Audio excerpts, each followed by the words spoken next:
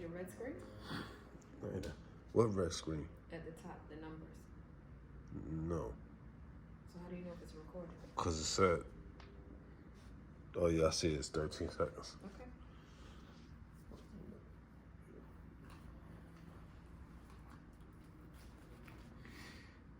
We need this probably like, if we can have it here. It's recording.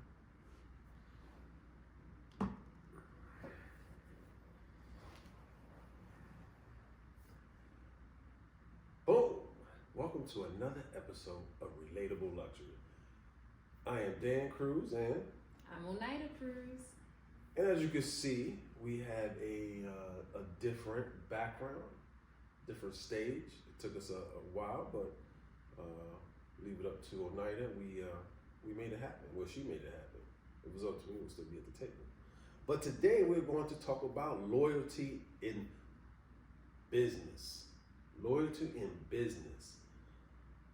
What does that mean to you? Well, loyalty just basically means what you give to me, I'm going to reciprocate. So what you do to me, I'm going to give back to you. And it's something that has to be mutually beneficial. It's having trust and faithfulness in someone. It's having consistency or being consistent. It's being committed. But does it exist? Does loyalty in business exist? I think it does. I feel like there are a few people who are truly loyal to you and not just loyal to an opportunity. Because I feel like a lot of people are just loyal to you as long as there's opportunity. When the opportunity is no longer there, they ghost. So, I mean, we can talk about loyalty not only in business, but with friends, family, and if you're at work or if you have a personal relationship with someone. Yep. I don't believe that loyalty exists nowadays. I've been in this game with you for the past 9 years. 9 years. However, I've been with you for the last, I don't know, less than a year, almost a year in this business. And it's hard because I come from an area where loyalty is the only thing you have. Well, loyalty and respect. Right, loyalty and respect in your word, right? Right. If you don't have that, growing up where I grew up in the projects in Patterson, if you didn't have loyalty, you would be dealt with. So it's hard for me to deal with loyalty in the business because I don't see it as much. Yeah. No, I can agree with you. And I always have to talk you off the ledge when we have these situations that arise when people display a lack of loyalty. And what I always tell you is there are very few people that are going to look you out as you look them out. There are very few people that are going to go above and beyond for you outside of the very basics. And if you know that going in, especially in a business space, especially when you have similar business types, right, then you'll be okay. Your feelings won't be hurt. Because when you put all of that emphasis on somebody else to be loyal and it's not reciprocated, then you take it, you feel away. Right. I mean, I feel some type of way even in with family and friends and etc. Because when you have loyalty, you have a lot of other things follow. Right. Right. So, for example, if you stick with one vendor or one planner or one person, I believe it should be reciprocated. And so you're saying as far as a client is concerned, right? Okay, so if I'm a client, I should stick with the same group of people all the time. Right. Okay. Right. But for a business person, that could be costly. Well, if we talk about a person or a vendor or a client, if they're engaged within your business, within your social media, within what's going on in your business, in your day to day, if they're engaged, then they should be advocates for the business, right? They should be the ones saying, hey, you know, I work with Petite Seats on a daily basis, on a weekly basis, on a monthly basis, and I believe that if they're talking to someone else, they're like, hey, you know, why don't you go with Petite Seats, right? That's the engagement, that's the advocacy within the loyalty. So, so I guess in business there are levels to loyalty. I feel like there has to be, because an evidence of loyalty is, yes, when you have repeat clients or repeat event planners that come to you, or they come to you first and say, listen, I need this, I know you don't have it, can you refer me to someone who has it, and you can sublet it for me. That's a sign of loyalty, and that happens often. But then you have people who can be repeat clients as well, but they don't even engage you in conversation, don't give you the opportunity to be like, I can get that for you, I can source that for you, and they go someplace else, and then you see it, and then it puts you in a pickle, because you're like, well, should I say something to them, or just leave it until the next occurrence of our next rental? So for me, it's never that serious. I mean, yes, I understand that it is very crucial and important, but I don't look for loyalty amongst my peers. I look for loyalty amongst like my clients. Like, I make it a point to always make sure that they are satisfied so that they come back. And a huge part of my business success is making sure that I have high customer satisfaction, because that customer satisfaction, that commitment to Petite Seats leads to greater revenue. When it comes to outside people, outside businesses, they're not really making me money. You know, few and far between, I'll say. I do have planners, I would say a handful of people who are loyal to Petite Seats and who always come to me first. But then everybody else, it doesn't matter. Well, if they're engaged in the Petite Seat brand, shouldn't they advocate for Petite Seats? And we're not just talking about with Petite, we're talking about every other company out there. If they are engaged within your company on a weekly, daily, monthly basis, shouldn't they be advocates for the brand? Yes, but it doesn't have to be 100% of the time. Yeah, I understand. If you don't have the product, if you don't have what they need at the current time, I understand. Hey, you don't have it. I got to go elsewhere because I got to make this, this party possible. I get that. So, but are you saying if they don't have that conversation with you, they're disloyal? Yes. Okay. Yes, I believe if you have the same type of chair that this other company have, and whether it's a chair, table, whatever, it's the same product. If you have the same product this other company has, and they have been engaged.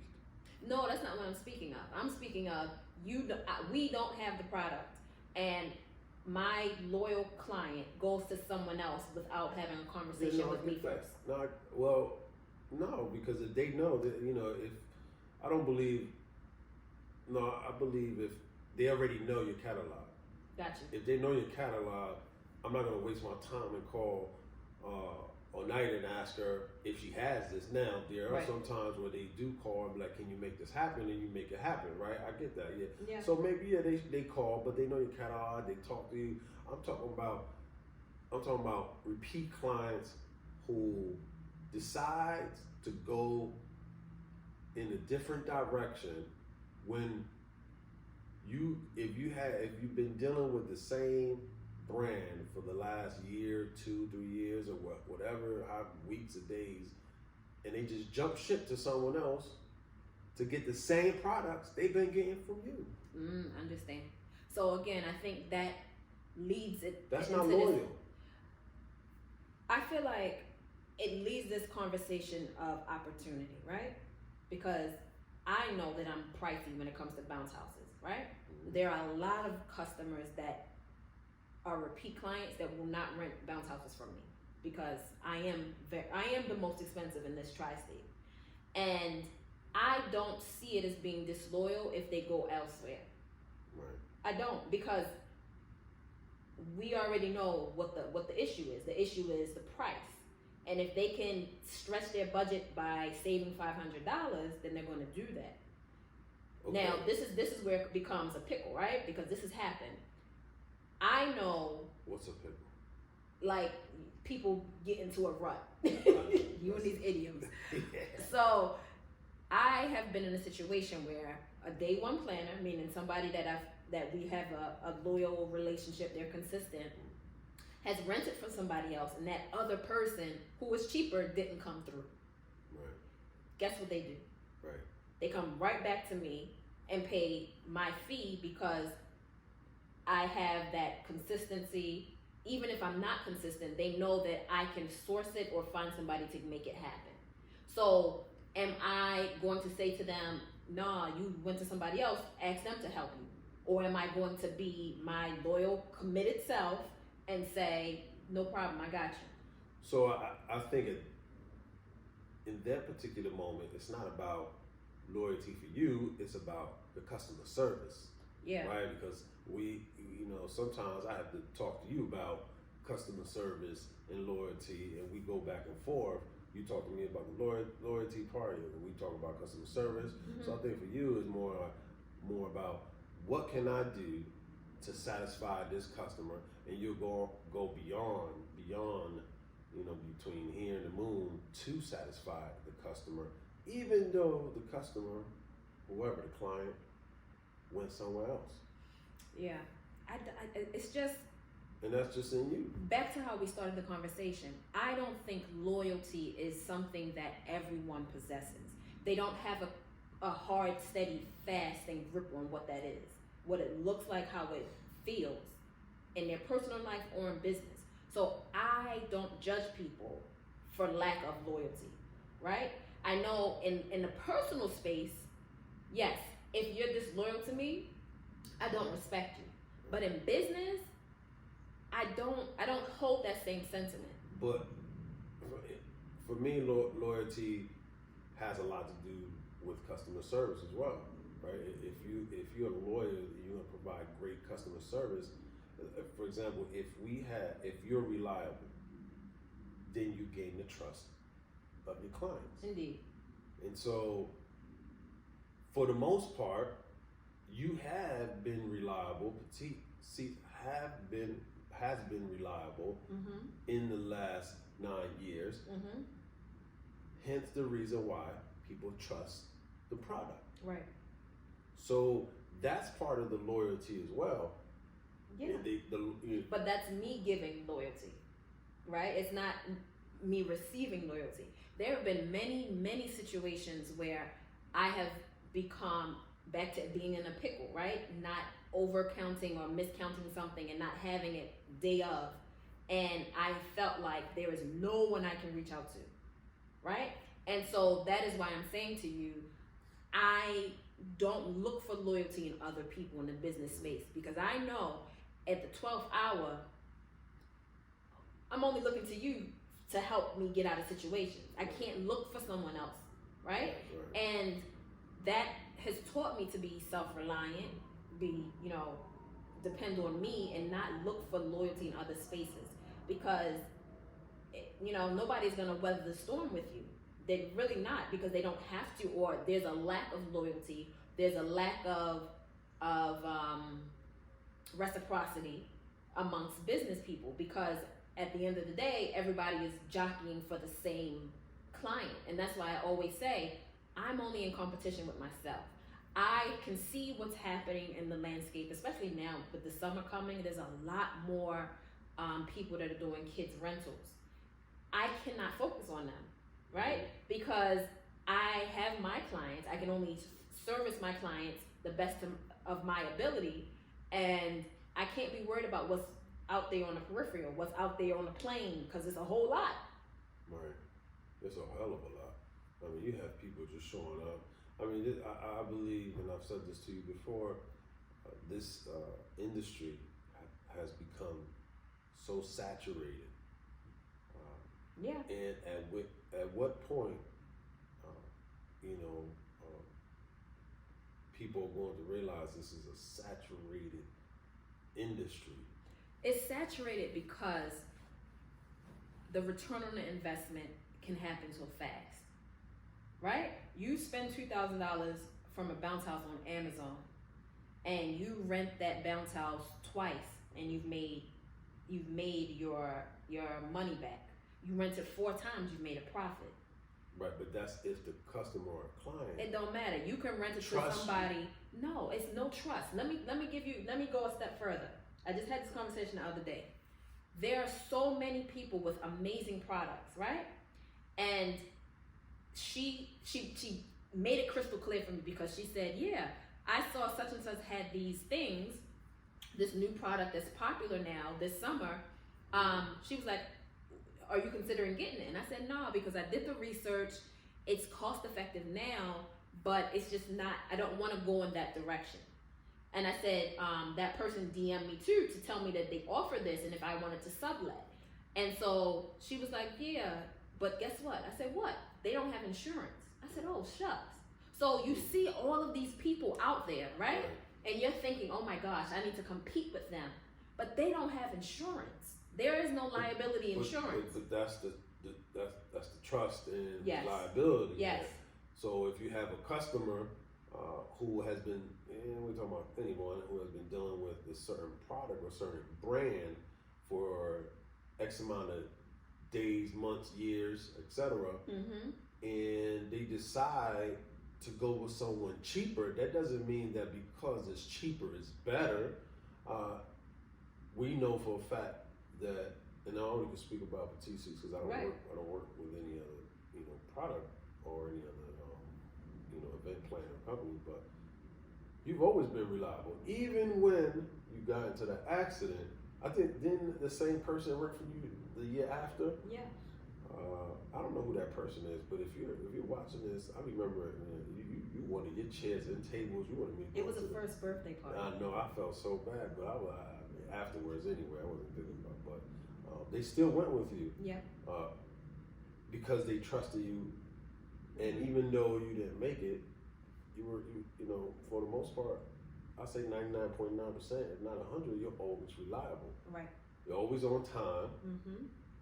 And I think also a part of that is I'm very transparent. But So that's the trust. That's the loyalty. Yeah. That's your loyalty to them. your customer, Right. or to your clients. Right. So if you're showing your loyalty to your clients, saying you can trust me Mm-hmm. because I'm going to be reliable 100% of the time, except for the accident situation, why not keep coming to me if the product is Right. there? No, I don't think I have that problem of disloyalty amongst my clients.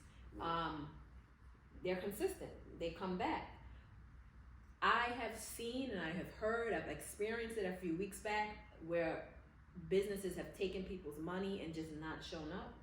And these businesses are still in business, right? And they still get inquiries. Of course.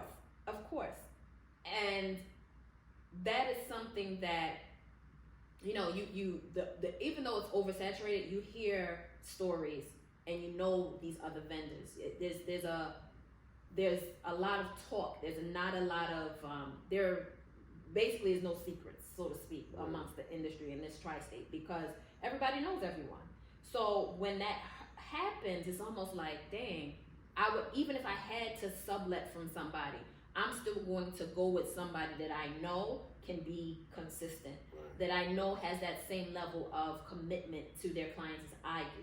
Because I do not want to recommend somebody and they don't show up. Because guess what? It's going to come back to me. So all of that, it's things that I think about. I don't feel like in the business space, you're going to get loyalty all the time. No, I get it. Listen, often you hear it's business, not personal. I'm gonna be honest with you, I take everything personal. So do I. For all you listening out there talking about it's business, it's not personal, X that. This shit is personal. It is. How can it not be? You That's put right. your blood, sweat, and tears Word. into your brand. How could it not be personal? It's personal. I believe, this is just my opinion, but I believe that loyalty is a learned skill. You have to be able to learn what loyalty means. You have to be able to go to school. You have to go to college course 101 on loyalty, because not many people know what loyalty means. And people may think that they're loyal, but I will say a lot of folks don't know what loyalty means. Now, that's not to say that you have to be, you have to be loyal 1,000% of the time, right? But I remember my first year as a vice principal in Patterson, and a young kid I was mentoring, mentee of mine, it was a mentee, right? Yeah. I won't say his name, but he was a security guard, and we were walking in the parking lot, and he said to me, and he was I think he was like 19, 20, and at the time I was like 30 something, right? 30 or 31, and he said, "Yo, Cruz, don't let your loyalty be your downfall." And I looked at him, and it always stuck with me, right? Don't let your loyalty be your downfall. But it's hard because that's how I was brought up. If you're getting the best, out of me, you're gonna get it back. I expect it back. I expect the same. I expect it to be reciprocated, and whether it's in politics, or forget about politics, there's no loyalty in politics. I've been in it for the last 3 years. There's no loyalty in politics. None. Zero. Out the door. Zero. So, but I just feel and believe, forget the fear, believe, if we rock with each other, you should be able to come to me if you got a problem. Well, sir, I don't know, because there's a quote that I'm going to read to you. It says, "Loyalty is an expensive gift. Don't expect it from cheap people." Right? And I feel like this world is populated with a lot of cheap people. People who don't put the effort into cultivating meaningful, loyal, mutually beneficial relationships. Right? They're just in it to make a buck, in it for opportunity. And when that opportunity goes, so are they. That's it. Like, I have had a lot of people come to me in hopes of getting put on, so to speak, right? And for what? Right? Because as soon as they get what they need from me, they're out. They don't need you. But that's how it is in politics. That's how it is in the work world, in the workforce. That's how it is everywhere. I mean, I had this issue when I was a chief school administrator. When you provide folks with opportunities and making bread, making $20,000, $30,000 more a year. Yeah. And you don't. But for me, that's different, because I believe when I was in the workforce, when you're in the workforce, like when you have a 9-to-5 job, you get paid to deal with that bullshit. Gotcha. You get paid if you're making $100,000+ $150,000. You are getting paid to deal with the nonsense of the workforce. Right. Right? In this situation, we're not getting paid to deal with people who are not loyal. Right? We're not getting paid for the bullshit. No, we should be able to say, a client should be able to come like, "Yo, you know what? I don't like this. Can I get this?" Right. And they do. Right? You're not reliable. So this is what I believe you should do to be reliable. Well, before you even get there, before a client can say that, there has to be some kind of pre-existing relationship. Like, the loyalty has to have been established, right? In the absence of that loyalty being established, a client is not going to say that. They're going to write you a bad review. They're going to just stop dealing with you, and that's it. Right. Yes, when you have a relationship that they have been loyal to you, and you provide them a service that's above and beyond, they will come to you, and they will come back even when you mess up. Yes. But even then, you have family who are not loyal. And you always be with the transitions. No, you don't be letting me know. No, because it's the same. It's the same. it's the same in everything, whether it's family, workforce, business. Yeah. I just believe it's hard for people to be loyal, you know. And when we talk about the business, Okay.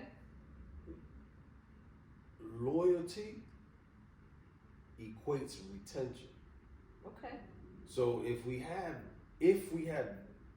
loyal to each other or to the industry, then retention happens. Right. If you have trust and you have reliability, if the clients are engaged within your product, whether it's via social media, whether it's conversations, whether it's email, whether it's personal conversations, then they are advocates to the brand, which all equals retention. Right. And I mean, I definitely agree that loyalty is a powerful sales and marketing tool, right? Because as you say, this advocacy, you don't have to sell yourself when you have loyal clients, because they are that word of mouth is a powerful tool. And we are the product of that. When it comes down to see, it's so different for me, because on a personal level, like, I get when people say it's business is not personal, because there is a level of separation that you have to have, right? Like, if someone is rude to you in a business space, you can't just pop off. On a personal level, you can. Right? So I can see why somebody would say, don't take everything personally, this is just business. But then in that situation, when somebody does that to you or treats you in that way, it's like you store it in your memory bank, because you know they're going to come back to you for something. And you have a choice at that point. Either you're going to remain loyal to them, or you're going to remain loyal to yourself. And so I feel like, especially me, I always get caught in this situation where I have to remember when they did such and such and such. And I have to say to myself, I felt abused in that situation. I felt exploited in that situation. So I'm not trying to repeat that. So it's dead for me. I'm not dealing with them. And even on a personal or business level, a lot of people can't handle that. They can't handle, like, I have fired a lot of clients, meaning I am not dealing with them at all. And I'll tell you not to. You say that, but there's certain things that I cannot abide by, and they all break this vow of loyalty. All of them, all the clients that I've cut off, there is the loyalty has been compromised. I think it's been compromised, probably because there's the word respect. There's an approach to everything. I've seen it firsthand, right, where some of you folks out there are disrespectful towards some folks. Like, you talk to folks as if they're beneath you, and no one is beneath anyone. We're all people. We all men. We all women. But nowadays you got other stuff going on. But we're all men. We all women. We all human beings. We treat each other with dignity, and as long as you treat each other with dignity, we won't have those issues. Because I've seen it firsthand. Yeah. I've seen it. That's what you're talking about. You know, you get folks to disrespect the brand, or disrespect you with their tone and their approach, right? And I've seen it, and I've said to you, man, like, I don't understand this. Like, man, why is she talking to people like that? You know, like, I think that's disrespectful, right? No matter the moment, no matter if there's 1,000 things going on. But she paid your invoice.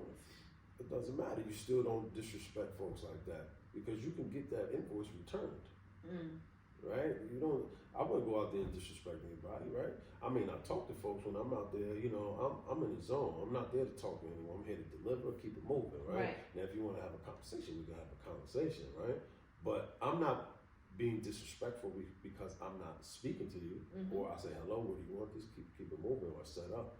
And we've been in those situations, but you're being disrespectful on your approach, right? I want this, I want that, I need it now. But you see how I engage with those people. Right, but I kind of like those type of folks sometimes too, when they get me going. I mean, we deal with that few and far between because most people are not that way. No, most people are sweet. Most people, and I tell you all the time, you know, sometimes that's just who people are, right? Yeah. There are people in this industry, and I've seen it firsthand, where people in the industry, this is all they have. They've never been a boss before. So they come into this industry saying, I'm the boss and I got my own stuff. You're going to do this, and that. I need you to do this. But boom, never been a boss before. Now you think that this is being a boss? Yeah. You think that telling people what to do, how to do, In that tone. in the disrespectful tone is the way to handle things. But what's always interesting is that those people, my approach to people like that is I pacify them. I'm very soft spoken when I meet that energy, and I'm very condescending because it's just like, come on, this is not Bridezilla. Like, we're not on reality TV.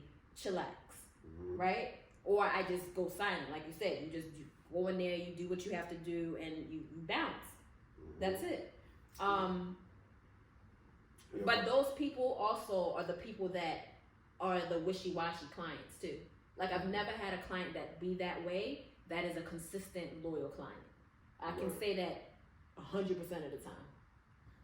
Because I don't engage with them. Like, if I see their name pop up on the inquiry system, I ain't available. That's that situation. Because I know that it's a headache. They are difficult. I don't want to deal with it, and I don't have to. Yeah. I remember not the first time I delivered. I remember one time I delivered. I was with our son at the time. This was a few years ago. I remember I delivered some chairs and tables, and this one of your clients like, yeah, just put it right there. And I looked at it. I'm like, this was in Manhattan. This is Manhattan. I was like, okay, cool, all right. And all I can think about, like, what happened to you this morning, boo? Like, something happened to you. You know, like, and it was interesting is when you ask them that, they will say such and such didn't come to work, you know, whatever it is. Yeah, like, you know, I think that most times it's not the product, right? People are unhappy with. It's how they feel about the relationship and the cost. So sometimes you may have a client or vendor or whoever it is, they're just unhappy with the relationship and the cost. It might be personal that I just don't like. For example, we're talking about, I don't want to use anyone else, but sometimes I just don't like Oneida. That's why I'm going to go with somebody else. Right. Or I don't like Oneida's husband. I don't know how you cannot like me. But they can not dislike me. No, I said they may not like me. But they can dislike me. No, they dislike me. Okay, anyway, go ahead. But they can dislike me, and then, I mean, they can go with someone else because they dislike me as well, right? So, but then we don't get too many. Well, actually, it's because I vet people, and I think that's what you don't understand. When you see me pop off on somebody on the phone, you don't understand my vetting process. And it takes me a good 2 minutes on a phone conversation to realize who's my client and who's not. Yeah, but sometimes those same folks who are aggressive, right? You gotta understand something, right? Remember, we've been administrators. And most times when I speak from experience, when you have staff members, whether they're teachers, principals, or whoever, come into the building, right? It's not you that they have a problem with. It's something that's going on personal in their life. So when they come into their space, they feel like they're the boss. Because that's the only place they can be the boss. They know they can't probably be the boss at home, and they're probably stressed the hell out, right? So it becomes a situation where sometimes people are unhappy, and when they get a situation where they feel like they're the boss. I mean, I don't disagree with that statement, but there are still, I don't have the patience for that all the time. And that's why I'm saying, I can know immediately whether we can work together from 120 seconds. It doesn't need to go further than that, because what it comes down to is now I'm wasting time when I can have spent time cultivating a client who's been loyal. So are you saying that Most of these people that you see me pop off on have never rented from me before. right? Because they don't know you. So when they're calling, they be like, I need X, Y, Z. I need it at this date, this time. Can you do it for this price? And that's another thing. Like everyone in the industry has their prices, right? Most people have their prices public. Yes. Right. So there's no reason to call and say, can you do it for this price, or can you do it for free, or can you do it for pictures, or and I guess when you come back like, nah, this is the price, some people get like, oh, what do you mean that's the price, right? Because they want it for cheaper, or they want. Credit. Yeah, it's a lot. There's a lot of things. Like when it comes from a client perspective, I don't get upset about that. When it comes from a person in the industry, that is when it annoys the hell out of me, because it's just like, we are working the same industry. But you got paid. Right. Why are you trying to nickel and dime me? But those are the same people who are calling you, and you talking about you vet. Those are some of the same folks who will go elsewhere and pretty much talk a lot of shit about, oh, I didn't want to deal with such and such because of X, Y, Z. The only thing somebody can ever say that is about price. That's it. Right. That's the only thing. The only thing somebody can say about petite seats is they're too expensive. Yeah. And guess what? I am not for everybody. I learned that very early in this business, is that my client is not everyone. Well, I can tell you, let me say this though. If you don't want to deal with Oneida, you can call me. Okay, I'll deal with you. And then he got to deal with the headache. I deal with the headache because I'm used to that. I like talking to folks like that. But listen, this is this episode was really informative. We'll be back to talk about our next episode, which will be next week. We've been out on a hiatus, but as you can see, we have the set going. We've been working. We've been out and about. We've been doing our thing. But credit, Oneida, she's always on the go 1,000% of the time, and we work well together. So, Relatable Luxury Podcast will bring another episode next week. Stay tuned. If you have any comments, questions, concerns, if you like to come on a podcast, shit, if you want to come on and come on down to Denville, sit in the middle right here, come and join us. Have another chair right there. We got the light. Next time we ain't gonna have no water though. Why? We're gonna have some wine or something. Okay. We got champagne in the fridge. We're gonna have something to drink, so we're gonna be ready. But thank you for watching us. And I have a question for the audience. Go ahead. To put in the comments. Can someone who isn't loyal get your respect? That's the overarching question you want to ask yourself when you're dealing with people, right? Is if you are disloyal to me, if you show a lack of character, if you show a lack of trust, if you show a lack of transparency, can I respect you, or should I respect you? So that's a question for them. Yeah. So ask that question again. If you show a lack of loyalty towards me, should I respect you? I want to hear that in the comments. Right. Once it's posted. Put in the comments. That's it. Email us. Like, share, comment, because we want to know what you guys are thinking. And this is the beginning of our 6-figure summer, you guys. Today is the 24th of May, so we're almost there. When does summer start? It's not this month, it's next month. It's in June 21st. Okay, so we got about 3 more weeks before summer starts. But we're prepping, we're ready, we are getting there. That's right. Being loyal. Being loyal to the clients and everybody, to the industry. All right now. We glad, with being loyal, we glad we got a driver who's loyal to us. Shit. Listen, because it was touch and go a couple weeks ago. We got a driver who's loyal. Well, that we man is loyal. We loyal. paid for that loyalty, okay? Mm-hmm. He loyal. He loyal. He ain't going nowhere. He ain't going to you. He ain't going to you, and he not going to you. So don't even try it. Because he not going to you either. We had that. No. Trust and believe. Unless you're going to pay him. Well, we pay him. But And that's He not going. That's a whole nother conversation. He not going. Finding loyal employees. That's right. Whole nother conversation. Shit, you need me. I'm loyal. 'Cause I'm loyal. All right. Thank you for having us. Thank you for having us in your living room, wherever you are, your car. See you shortly. Later. Adios.